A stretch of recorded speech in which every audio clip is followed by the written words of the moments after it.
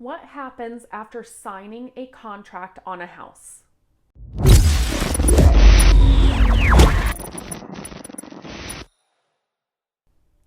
Hi, this is Melissa Ballman with Berkshire Hathaway Home Services and Utah Homes by Melissa. Today we are going to talk about what happens after you sign a contract on a house. And we're going to talk about it from a buyer's perspective because, of course, things are going to be different for a buyer than they are for a seller. But the first thing is you got to make sure that the offer is accepted. And that means it needs to be signed and delivered to be considered acceptance. A verbal is worth the paper it's written on. And if you get that, there's no paper that a verbal acceptance is written on. So it's worth nothing with a verbal acceptance. So once you have the signed acceptance from the seller, you're going to get earnest money delivered to your real estate agent. And the earnest money can vary. There's no set standard amount. It's going to depend on your sales price and many other factors that go into determining what you should do for earnest money. But by the legal contract, we, as an agent, we only have a certain amount of days to get that deposited. You can do a wire transfer, a check. You just can't do cash.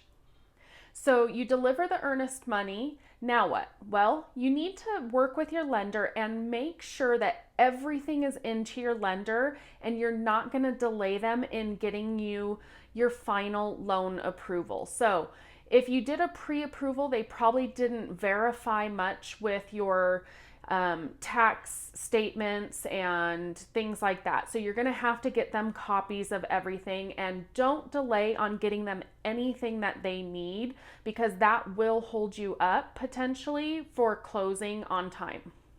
So while you're working on that, you are also, right after acceptance, going to want to do your due diligence, is what that is called here in Utah.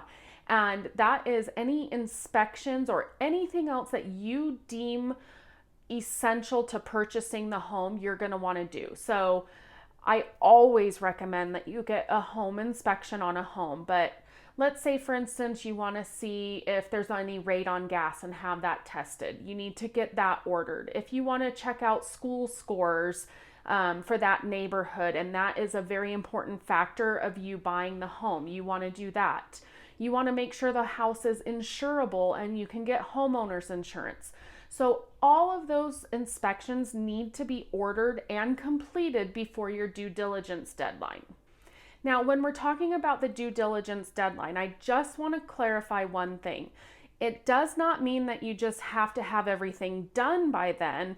It means that if anything comes up during the inspection process that you want the seller to address, such as I don't know, let's just say it's an old air conditioning unit and it's at the end of its life. You want to make sure that everything that you're asking the seller to take care of or give you concessions for is agreed to in writing and delivered to all parties before that due diligence deadline is up. So you've gotten through your due diligence items, your inspections are all done, everything is good, and you're ready to keep moving forward. You immediately want to make sure that appraisal gets ordered for your lender.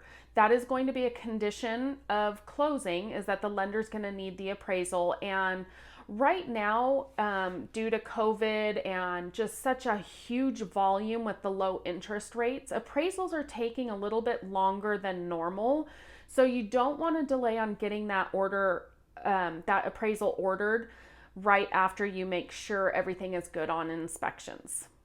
Okay, so once your appraisal is done and back to your lender, chances are you're going to have items that the lender is going to require, like conditional approval items, maybe an updated bank statement, or if you took out a 401k loan, things like that.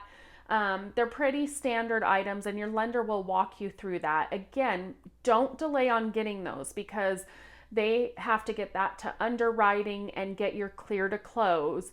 You'll get something called a CD, or closing disclosures, that you're going to have to sign. And once you sign that, there's a 3-day waiting period before you can officially sign at the title company. And once you officially sign at the title company, the lender will then fund and the title company will record that you are the new homeowner. And once that is done and it's funded and recorded with the county that you live in, you can technically take possession of the home and get the keys. Now, on a real estate purchase contract, when you write it, possession is agreed to at that time. A lot of times it's upon recording, but there are one-off situations where maybe they're saying recording plus 48 hours so that they have time to get everything done and out of the house. If you liked this video, make sure you check out my steps to buying a house so you get a general overview of the entire process.